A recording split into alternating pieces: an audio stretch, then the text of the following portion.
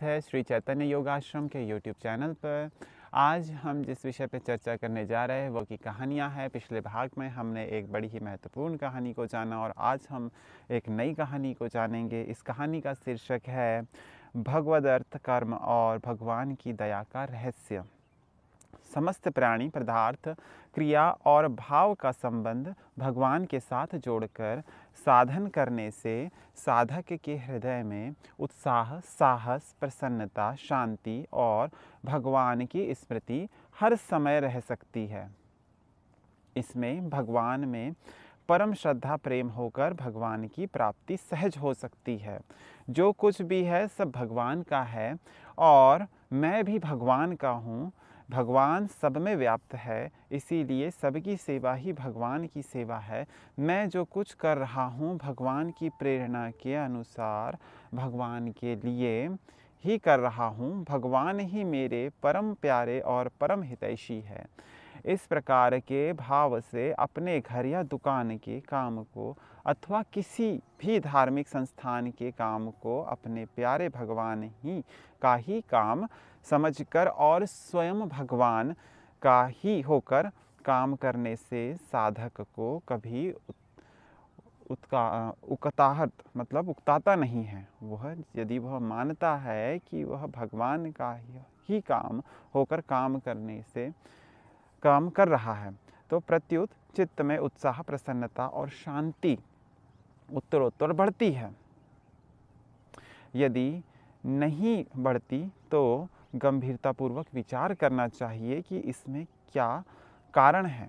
खोज करने पर पता लगेगा कि श्रद्धा विश्वास की कमी ही इसमें कारण है और इस कमी की निवृत्ति के लिए साधक को भगवान की शरण होकर उनसे कल्याणपूर्वक स्तुति प्रार्थना करना चाहिए और भगवान के गुण प्रभाव तत्व रहस्य को समझना चाहिए। गीता प्रचार का काम तो प्रत्यक्ष भगवान का ही काम है, इसमें कोई शंका की बात नहीं है। जो मनुष्य श्रीमद् भगवद गीता के अर्थ और भाव को समझकर गीता का प्रचार करता है तो उससे उसका उद्धार हो जाता है और भगवान उस पर बहुत ही प्रसन्न होते हैं। तो गीता में कहा गया है, जो पुरुष मुझ में परम प्रेम करके इस परम रहस्य युक्त गीता शास्त्र को मेरे भक्तों में कहेगा वह मुझको प्राप्त होगा और इसमें कोई संदेह नहीं है। उससे बढ़कर मेरा प्रिय कार्य करने वाला मनुष्यों में कोई भी नहीं है तथा पृथ्वी भर में उससे बढ़कर मेरा प्रिय दूसरा कोई भविष्य में होगा भी नहीं। जो मनुष्य इन दोनों श्लोकों के अर्थ और भाव को भांति भांति समझ जाता है उसका तो सारा जीवन गीता प्रचार में ही व्यतीत होने लगता है। वर्तमान में जो कुछ भी गीता का प्रचार हमें देखने सुनने को आता है उसका भी प्रधान कारण इन दो श्लोकों का जो अर्थ बताया है उन अर्थ और भाव को जानने का प्रभाव ही है। अतः गीता प्रचार का कार्य भगवान का ही कार्य है और यह भगवान की विशेष कृपा से ही प्राप्त होता है। रुपए खर्च करने से यह नहीं मिलता। भगवान का काम करना, उनकी आज्ञा का पालन करना भगवान की ही सेवा है। वास्तव में इस काम को भगवान की सेवा समझकर करने से अवश्य ही प्रसन्नता तथा शांति प्राप्त हो सकती है। यदि नहीं मिलती तो उसने इस काम को भगवान की सेवा समझा ही नहीं। यदि कोई मनुष्य महात्मा को महात्मा जानकर उनके कार्य को, उनकी आज्ञा के पालन को उनकी सेवा समझकर करता है तो उसके हृदय भी इतना आनंद होता है कि वह उससे समाता ही नहीं। फिर भगवान की सेवा से परम प्रसन्नता और शांति प्राप्त हो, इसमें तो कहना ही क्या। गीता प्रचार का कार्य करने वालों के चित्त में यदि भगवान की स्मृति, प्रसन्नता, उत्साह, प्रेम और शांति नहीं रहती तो उन्हें इसके कारण की खोज करना चाहिए एवं जो दो समझ में आए उसे भगवान की दया का आश्रय लेकर हटाना चाहिए। भगवान की दया सब पर अपार है, उसको पूर्णतया न समझने के कारण ही हम लोग प्रसन्नता और शांति की प्राप्ति से वंचित रहते हैं। हम लोगों पर भगवान की जो अपार पूर्ण दया है उसके शतांश को भी हम नहीं समझते हैं, किंतु ना समझे में आने पर भी हम लोगों को अपने ऊपर भगवान की अपार दया मानते रहना चाहिए। ऐसा करने से वह आगे जाकर समझ में आ सकती है। दया के इस तत्व को भली भांति समझने के लिए यहाँ एक दृष्टांत बतलाया जाता है, वह इस प्रकार है। एक क्षत्रिय बालक, अब ये जो हमारी कथा है उपनिषद से जुड़ी हुई, और ये भगवत कार्य के बारे में हमने थोड़ी चर्चा की, अब हम उस दृष्टांत के बारे में चर्चा करते हैं जो दृष्टांत बतलाया गया है उपनिषद में। इस प्रकार एक क्षत्रिय बालक राज्य की सहायता और व्यवस्था से एक महाविद्यालय में अध्ययन करता था। उसके माता पिता उसे सदा यही उपदेश कर दिया करते थे कि इस देश के राजा उच्च कोटि के ज्ञानी योगी महापुरुष है, वे हित रहित प्रेमी और दयालु है, उनकी हम लोगों पर बड़ी भारी दया है।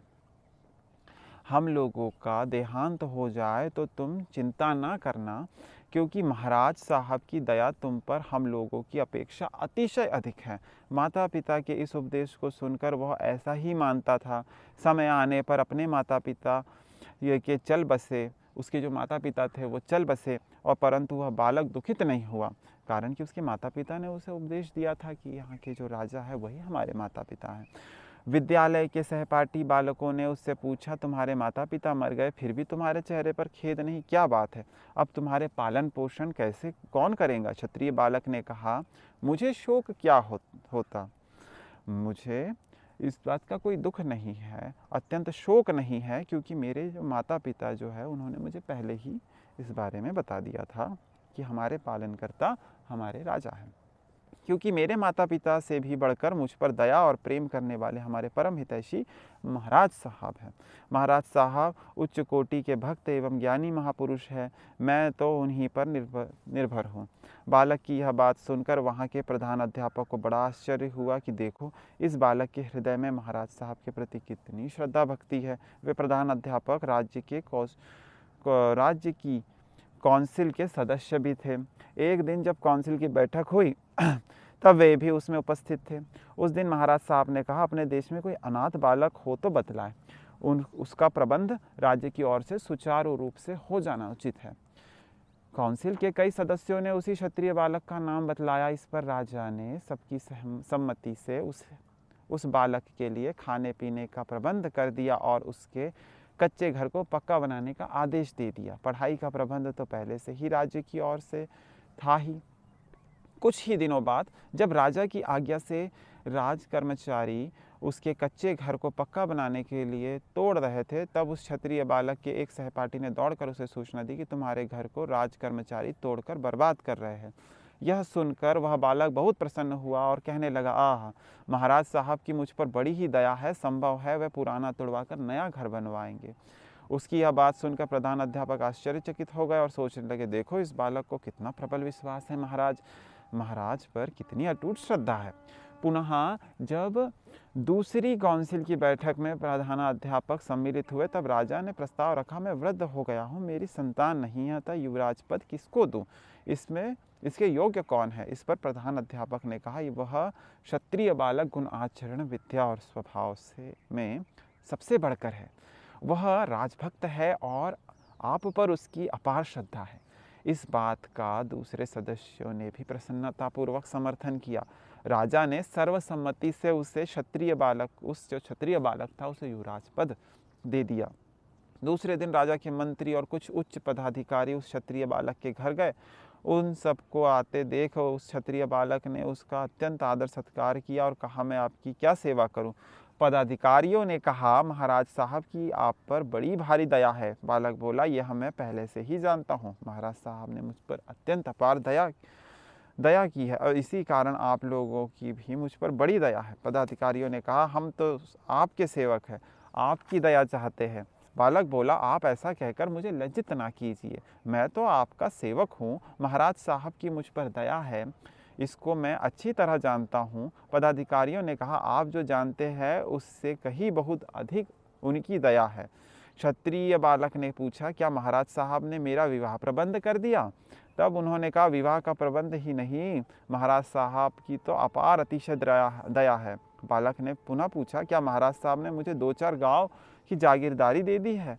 पदाधिकारियों ने कहा, यह तो कुछ नहीं, उनकी आप पर जो दया है उसकी आप कल्पना भी नहीं कर सकते। इस पर बालक ने निवेदन किया कि उनकी मुझ पर कैसी दया है, इसे आप ही कृपा करके बतलाइए। उन्होंने कहा, आपको महाराज साहब ने युवराज पद दे दिया है, इसीलिए हम आपकी दया चाहते हैं। लड़के ने कहा, क्या यह सच्ची बात है? वे बोले, सच्ची बात है। उसे बड़ा भारी आश्चर्य हुआ, क्योंकि वह अनुमान ही नहीं कर सकता था कि महाराज की इतनी बड़ी भारी दया मेरे ऊपर हो सकती है। उसे थोड़ा भी अनुमान नहीं था कि इस प्रकार की दया वे कर सकते हैं। राजा ने उस लड़के को युवराज पद दे दिया, परंतु अपने राजा के पास तो सबके लिए युवराज पद है। वे सबको अपने समान बना लेते हैं। ऐसा राजा अपना ईश्वर है, और जिसने आपको मनुष्य शरीर दिया उसने आपके लिए युवराज पद पहले से ही कायम कर रखा है। आप उन्हें ठुकरा दे तो आपकी मूर्खता है। राजा की इस इतनी भारी दया है कि अपने ऊपर आनंद की, प्रेम की वर्षा बरस रही है। अब आप छाता लगा ले तो उस विभूति से वंचित रह जाएंगे। नहीं मानना अथवा अविश्वास ही अश्रद्धा है, यही छाता लगाना है। अपने को विश्वास रखना चाहिए कि भगवान की अपने ऊपर बड़ी दया है। भगवान अपने से बहुत प्रेम करता है, और आप उनसे हाथ बढ़ाकर मिलना चाहे तो वे निकट खड़े दिखेंगे, मिलने के लिए उत्सुक हो रहे हैं ऐसा दिखेंगे। किंतु आपका भगवान में विश्वास होना चाहिए, आपकी श्रद्धा होनी चाहिए।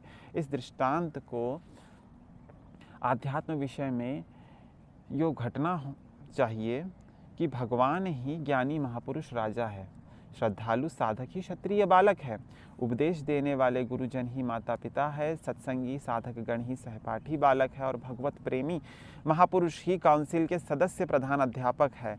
राज्य की ओर से बालक के खान पान का प्रबंध कराए जाने को लोक दृष्टि से अनुकूल परिस्थितियों की प्राप्ति और घर तुड़वाए जाने की लोक दृष्टि से प्रतिकूल परिस्थिति की प्राप्ति समझना चाहिए, तथा इन दोनों में बालक के द्वारा राजा का मंगल विधान मानकर प्रसन्न होने को प्रत्येक घटना में भगवान का मंगलमय विधान मानकर प्रसन्न होना समझना चाहिए, और बालक का राजा को सुहृदय मानकर उन पर निर्भर श्रद्धा और विश्वास करना ही भगवत शरणागति का साधन समझना चाहिए। इस दृष्टांत से हम लोगों को यह शिक्षा लेनी चाहिए कि हम लोग अपने ऊपर भगवान की जितनी दया मानते हैं, भगवान की दया उससे कई बहुत अधिक है। भगवान की हम पर इतनी दया है कि उसकी हम कल्पना भी नहीं कर सकते। यदि हम उस दया को जान जाए तो क्षत्रिय बालक की भांति हमें इतना आनंद और प्रसन्नता होगी कि उसकी सीमा ही नहीं रहेगी। फिर हमें अपने आप भी ज्ञान ना रहे, अपने आप का भी ज्ञान नहीं रहेगा। अतः हमें स्वेच्छा, अनिच्छा तथा परेच्छा से जो कुछ भी प्राप्त हो उसे भगवान का दयापूर्ण मंगलमय विधान समझकर और अपने द्वारा होने वाली क्रियाओं को भगवान का काम तथा भगवान की परम सेवा समझकर हर समय भगवान को याद रखते हुए आनंद में मग्न रहने चाहिए। इस प्रकार भगवत भक्ति के साधन से साधक के चित्त में प्रसन्नता, रोमांच और अश्रुपात होने लगता है, हृदय प्रफुल्लित हो जाता है, वाणी गदगद हो जाती है तथा कंठ अवरुद्ध हो जाता है। परंतु मनुष्य जब साधन करते करते सिद्धावस्था में पहुंच जाता है, भगवान को पा लेता है, तब वह अमोद, प्रमोद, हर्ष आदि से ऊपर उठकर परम शांति और परम आनंद को प्राप्त कर लेता है। जैसे कुल्हाड़ी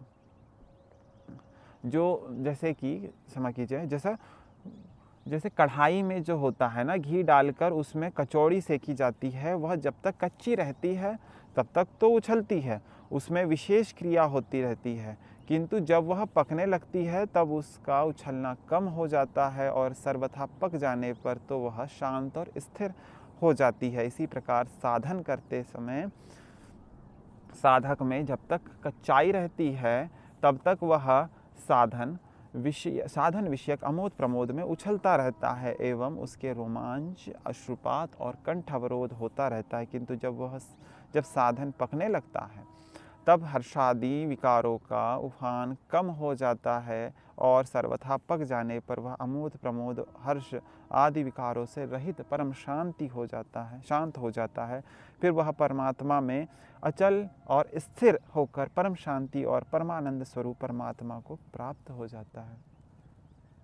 इस प्रकार इस ग्रंथ में और भगवत कल्याण की यह कथा बताई गई है। आशा करते हैं आपको यह कथा पसंद आई होंगी। अगले भाग में हम किसी नई कथा के साथ आपके सामने प्रस्तुत होंगे। तब तक के लिए धन्यवाद।